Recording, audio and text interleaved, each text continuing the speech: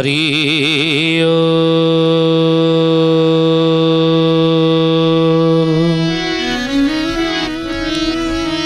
ओम भूर्भुवः स्वः तत्सवितुर्वरेण्यं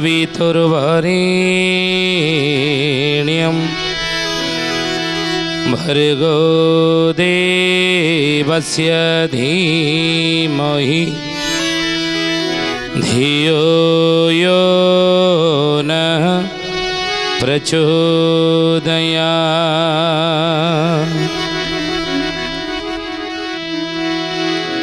नमस्ते अच्युतानन्दं नमस्ते जगन्नाथाय नमो जसवन्तानन्दं बलराम नमो नमः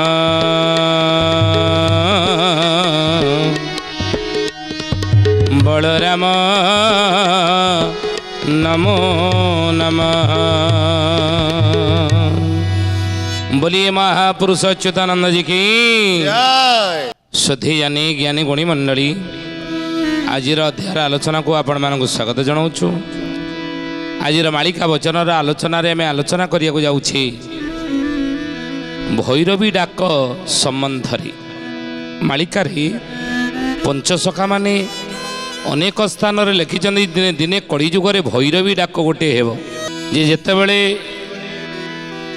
जदुवंश को विनाश करने भगवान कृष्ण कोकुआ भय सृष्टि करदे द्वापर जुगर कोकुआ को किए केबेले देखी ना किंतु कोकुआ कोकुआ कोकुआ कोकुआ ही परस्पर भितर ये हणाकटा ही मल्ली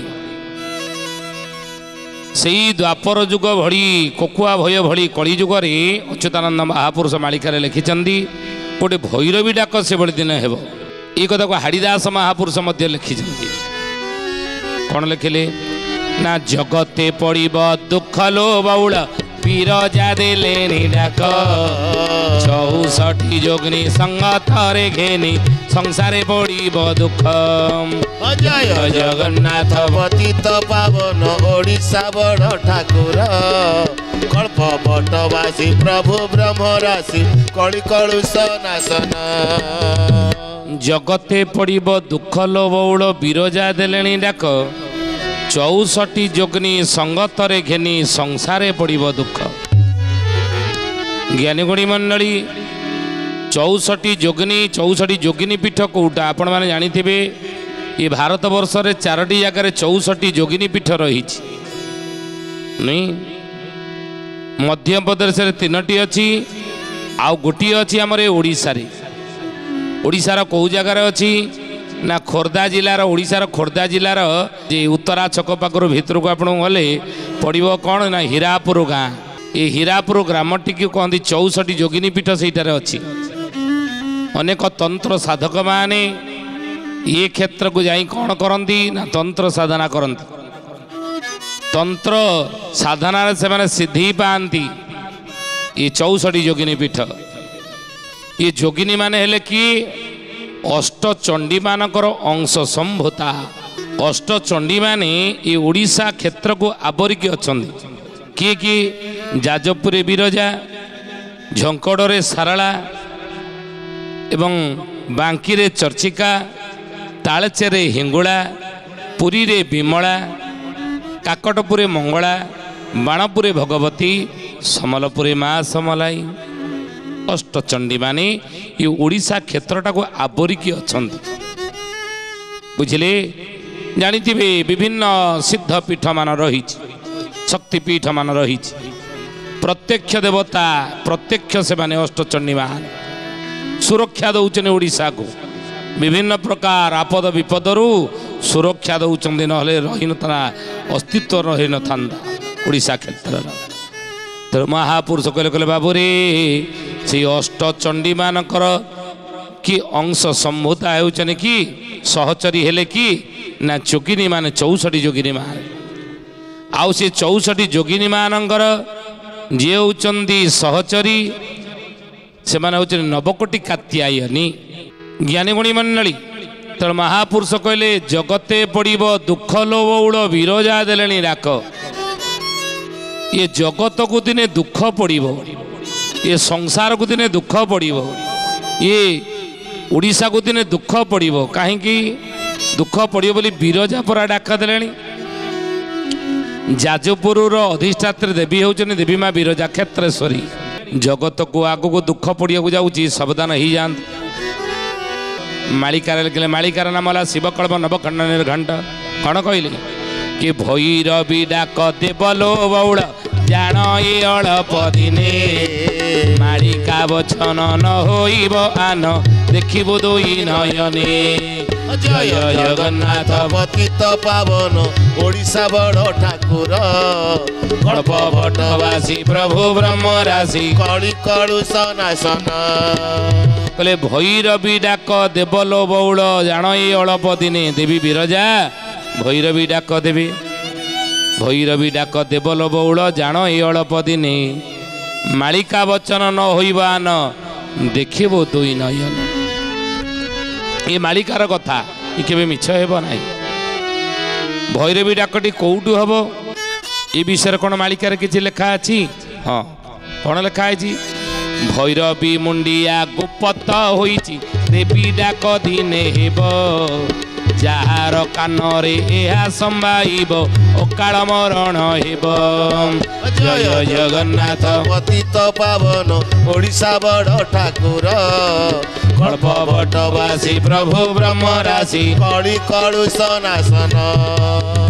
କହିଲେ ଭୈରବୀ ମୁଣ୍ଡିଆ ଗୁପତ ହୋଇଛି ଦେବୀ ଡାକ ଦିନେ ହେବ। ଭୈରବୀ ଡାକ ଦେବୀ ବିରଜା ଦେବେ, କିନ୍ତୁ କୋଉଠୁ ଦେବେ ନା ଭୈରବୀ ମୁଣ୍ଡିଆ ଠାରୁ ଦେବେ। ସେ ଭୈରବୀ ମୁଣ୍ଡିଆ ଓଡ଼ିଶାରେ କୋଉଠି ନା ସେ ଭୈରବୀ ମୁଣ୍ଡିଆଟି ରହିଛି ଆପଣ କୋଉଠି ଛତିଆ ନିକଟସ୍ଥ ଗୋବିନ୍ଦପୁର ଛକରୁ ଡାହାଣ ହାତୀ ଭିତରକୁ ଯିବେ, ପଡ଼ିବ ଭୈରବୀ ମୁଣ୍ଡିଆ ଗୋଟେ ରହିଛି। ସେଇ ଭୈରବୀ ମୁଣ୍ଡିଆରୁ ଦେବୀ ଡାକ ଦିନେ ହେବ ବୋଲି, ଦେବୀ ବିରଜା ଡାକ ଦେବେ ବୋଲି ଏ କଥା ମାଳିକାରେ ଲେଖା ଅଛି। ଆମେ ମନରୁ କହୁନାହୁଁ। ମାଳିକାର ନାମ ହେଲା ଶିବକଳ୍ପ ନବଖଣ୍ଡ ନିର୍ଘଣ୍ଟ। ବୋଲି ମହାପୁରୁଷ ଅଚ୍ୟୁତାନନ୍ଦ ଜୀ କି ସୁଧୀ ଜନି ଜ୍ଞାନୀ ଗୁଣୀ ମଣ୍ଡଳୀ। କେତେବେଳେ ସେ ଭୈରବୀ ଡାକଟି ହେବ? ଅଚ୍ୟୁତାନନ୍ଦ ଏ ବିଷୟରେ କ'ଣ ମାଳିକାରେ କିଛି ଲେଖିଛନ୍ତି? ହଁ, କ'ଣ ଲେଖିଛନ୍ତି ନା 24 ଭିତରେ ହୋ ପୁଣ 24 ଭିତରେ ହୋ ପୁଣ ଭୈରବୀ ଡାକିବ ନିଶା ଅର୍ଦ୍ଧେଣ ଭୈରବୀ ଡାକିବ ନିଶା ଅର୍ଦ୍ଧେଣ 24 ଭିତରେ ହୋ ପୁଣ ଭୈରବୀ ଡାକିବ ନିଶା ଅର୍ଦ୍ଧେଣ। ନିଶା କଲେ ରାତିରେ ଏ ସମୟରେ ଭୈରବୀ ଡାକ ଦେବ 24। ହଁ, 24 ଭିତରେ ଆପଣ ଦେଖିବେ ଭୈରବୀ ଡାକ ବୋଲି ମାଳିକାରେ ଲେଖା ଅଛି। ଆଉ ସେ ଡାକ ଶୁଭିବ ଯାଜପୁରକୁ, ସେ ଡାକ ଶୁଭିବ ଯାଜପୁରକୁ ବିରଜାଇ ଯିବ ବ୍ରହ୍ମା ସ୍ଥାନକୁ, ବିରଜାଇ ଯିବ ବ୍ରହ୍ମା ସ୍ଥାନକୁ। ସେ ଡାକ ଶୁଭିବ ଯାଜପୁରକୁ, ବିରଜାଇ ଯିବ ବ୍ରହ୍ମା ସ୍ଥାନକୁ, ବ୍ରହ୍ମାଙ୍କର ଆସ୍ଥାନ। ବୁଝିଲେ? ବିରଜାଇ ଦେବୀ ବ୍ରହ୍ମା ସ୍ଥାନକୁ। ବ୍ରହ୍ମା କରୁଥିଲେ ସେଠିକି ଅଶ୍ୱମେଧ ଯଜ୍ଞ ନୁହେଁ। ତେଣୁ ସେଇ ବିରଜାଇ ବ୍ରହ୍ମା ସ୍ଥାନକୁ ଇଏ ଭୈରବୀ ଡାକଟି ଶୁଭିବ ବୋଲି ମହାପୁରୁଷ ମାଳିକାରେ ଲେଖିଲେ। କ'ଣ କହିଲେ? କହିଲେ ବାବୁରେ ସେ ଡାକ ଯାହାର କର୍ଣ୍ଣେ ଶୁଭିବ, ସେ ଡାକ ଯାହାର କର୍ଣ୍ଣେ ଶୁଭିବ ଅକାଳ ମରଣ ତାହାର ହେବ, ଅକାଳ ମରଣ ତାହାର ହେବ। ସେ ଡାକ ଯାହାର କର୍ଣ୍ଣେ ଶୁଭିବ ଅକାଳ ମରଣ ତାହାର ହେବ ବୋଲି ମାଳିକାରେ ମହାପୁରୁଷ ଲେଖିଦେଇଛନ୍ତି, ଆମେ କହୁନୁ। ତେଣୁ ଭୈରବୀ ଡାକ ଦିନେ ସଂସାର ହେବ। ମହାପୁରୁଷ ଲେଖିଲେ ସେଦିନ ବିରଜା ଆସ୍ଥାନ ଛାଡ଼ିବେ ଭୀମ ସିଂହ ନାଦ ହେବ, ଗର୍ଭସ୍ଥିତ ଶିଶୁ ଭୂମିରେ ପଡ଼ିବ ଭୁବନେଶ୍ୱରକୁ ଯିବ। ଜୟ ଜଗନ୍ନାଥ ପତିତ ପାବନ ଓଡ଼ିଶା ବଡ଼ ଠାକୁର କଳ୍ପ ବଟବାସୀ ପ୍ରଭୁ ବ୍ରହ୍ମ ରାଶି କଳି କଳୁଷ ନାଶନ। କହିଲେ ସେହିଦିନ ବିରଜା ଆସ୍ଥାନ ଛାଡ଼ିଦେବେ, ସେଦିନ ବିରଜା ଆସ୍ଥାନ ଛାଡ଼ିବେ ଭୀମ ସିଂହ ନାଦ ହେବ। ଆଉ ଗର୍ଭସ୍ଥିତ ଶିଶୁ ଭୂମିରେ ପଡ଼ିଣ ଭୁବନେଶ୍ୱରକୁ ଯିବ। भुवनेश्वर शब्दटा अच्छी 600 वर्ष तले आना तो भुवनेश्वर नथिला ना पंचसखा माने दिव्य द्रष्टा थे आगामी भविष्यतर घटनावली को सी देखी पारुथिले कहि पारुथिले कौन घटिबो बोली 1000 वर्ष आगु कहि दउथिले कौन हबो कौन घटिबो यार अर्थ कौन भुवनेश्वर को जीव माने कौन ना आजिकाली पिला जन्म हेले सहर अभिमुखी हेबे गाँ गंडारे किए रही पसंद कर ना गाँ आप जाऊना देखिए 4-5 बकरा गाँव में कोठा घर थी जाकि पहुँचे गाँव देखला रही लोक ना ये कई पुओ मौसा तुम ना 3 पुओ ना पिला क्या ना सब टाउन रोचन भुवनेश्वर रोचन सहर रोचन नहीं चाकरी बाकरी कर रोचन गाँ घर खाली पड़ी तेणु गाँव में रही पिला आउ कई पसंद करेंगे ना इच्छा करेंगे ना समस्ते सहर रही सहर अभिमुखी हेबे बोली ये कथा को महापुरुष लिखिते मालिकारे सेदिन विरजा स्थान छाड़े भीम सिंहनाद हेब गर्भस्थित शिशु भूमि रे पड़ब भुवनेश्वर को जीव आउ तही 3 रड़ी निठाई मारिबे सारला छाड़े गादी सिंह दरबारे उर्न लट पाट लगी भक्त आदि जय जगन्नाथ पतित पावन ओडिशा बड़ ठाकुर कल्प बटवासी प्रभु ब्रह्मराशि कଳି कलुष नाशन तही 3 रड़ी निठाई मारिबे सारला छाड़े गादी बुझिले तही 3टा रड़ी तापर सारला देवी विरजांगा परे परे जेतेबेले सारला गादी छाड़ी भविष्य माँ सारलांकर हे ज्ञानी गुणी मंडली चूल भांगिब बोली अच्युतानंद महापुरुष मालिकार लिखिं नहीं केतेबेले ना महापुरुष कहले जेतेबेले चितल माछ बौला कुम्भीर सारला दर्शन करेंगे सेतेबेले महापुरुष लिखिं कहले बाबू आगु को देखिब रत्नवट मूलु धारेक फिटिब रत्नावती नाम हेब छतिया बटरे उभय मिलिबे मोबचन अटे ध्रुव आओ पूर्व भागे माछ चितल रही सेदिन दर्शन जोग सारला मंडले दर्शन मागिब सेदिन चूल भांगिब सारला मंडले तले दर्शन करेंगे माँ सारलांकर चूल पड़िकरी भांगी जीव बोली मालिकार लेखा अछि तेणु तही 3 रड़ी सेतबेले सारला छाड़े निठाई मारिबे सारला छाड़े गादी सिंह दरबारे अर्ण लुटपाट हब कौटी श्रीक्षेत्र सिंह दरजारे अर्ण लुटपाट लगी भक्त आदि भक्त मानकर लंबा धाड़ी लगी आज देखुना धाड़ी लगे कि जीवाई केते कष्ट करिया पड़ू केते बाट चली चली गले महाप्रभु दर्शन करेंगे तेणु सिंह दरबारे अन्न लुटपाट लगी भक्त आदि आ से समय बोले चित्रोत्पला नदी कोड़ा भगवती धार बाबू भगवती धार समस्ते होइबे मेल परीक्षा अर्थर बाबू परीक्षा धर सेतेबेले चित्रोत्पला नदी कूल भगवती ठार चित्रोत्पला नदी कूल जो भगवती अछंदी समस्ते होइबे मेल परीक्षा अर्थर समस्ते सेठी परीक्षा मेल देवाई मेल हेबे खाटी हेबे आ सेतेबेले विरजाई पचारिबे जण जण करी बाबू जण जण करी जे कही पारिब मंत्र राज एकाक्षरी राज एकाक्षरी विरजाई पचारिबे जण जण करी देवी विरजाई चित्रांगी तटरे चित्रोत्पला नदी कूलरे हे ज्ञानी गुणी मंडली पचारिबे जण जण करके पचारिबे मंत्र एकाक्षरी मंत्र आओ से केवल मात्र उच्च स्थान प्राप्त हेब उच्च स्थान प्राप्त हेब अन्य माने केउठारे न पाइबे ठाब बाबू न पाइबे ठाब जो माने परीक्षा रे उत्तीर्ण हेबे से उच्च स्थान पाइबे सुरक्षित ही रहिबे अन्य माने केउठारे न पाइबे ठाब अन्य माने ठाब पाइबे नाही केउठारे बोलिए महापुरुष अच्युतानंद जी की ज्ञानी गुणी मंडली सथी जाने से भैरवी डाकटी केते बेले हेबो किए भैरवी डाक देबो आ से भैरवी डाक हेले कौन कौन संसार परिस्थिति घटिबो आ कोउटू से भैरवी डाकटी हेबो महापुरुष कहिले मिछुआ कपटी गरबी अहंकारी जन बाबो अहंकारी जन मानंकर होई जीव तही गर्व चूर्ण बाबो तही गर्व चूर्ण मिछुआ कपटी गर्वी जो माने थिबी अच्युतानंद महापुरुष मालिकार कथा को लिखिଛନ୍ତି बोले बाबूरे मिछुआ कपटी गर्वी अहंकारी जन जो माने थिबी आ मानंगर होई जीव तही गर्व चूर्ण से तो गर्व चूर्ण होई जीव तले भइरे भी डाकटी हेबो रहिबनी कार गर्व आ सेते बेले 4 लक्ष जेते बेले ओइबा संपूर्ण बाबो ओइबा संपूर्ण उणा अधिक एठारे नाही अर्जुन बाबो नाही अर्जुन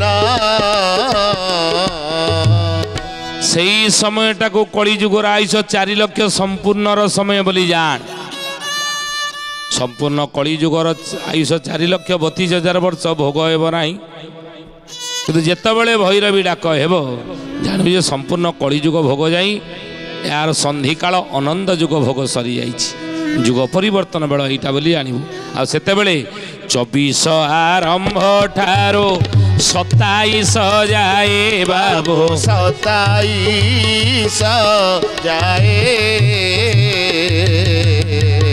एही परीक्षा घटना हे धनंजय बाबू हे बधन जय 24 आरंभ ठारो 27 जाए 24 ठारो 27 जाए यही परीक्षा घटना हेब धनंजय ये हूँ परीक्षार समय समस्त से धनी से मानी से ज्ञानी ये समस्त ये हूँ परीक्षार समय बुझले महापुरुष लिखने आम कहूँ छनका होइबे धनी मानी ज्ञानी ये छाड़ी निज निज करम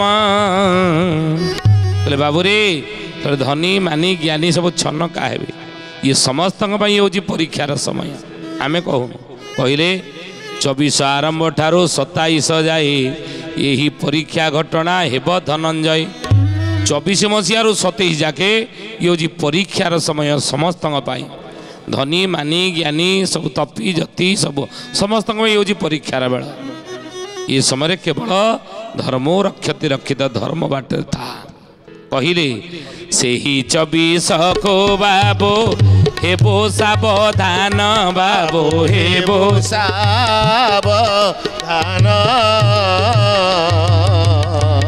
कड़ी उत्पात केभे न होइब आन बाबो न होइब आन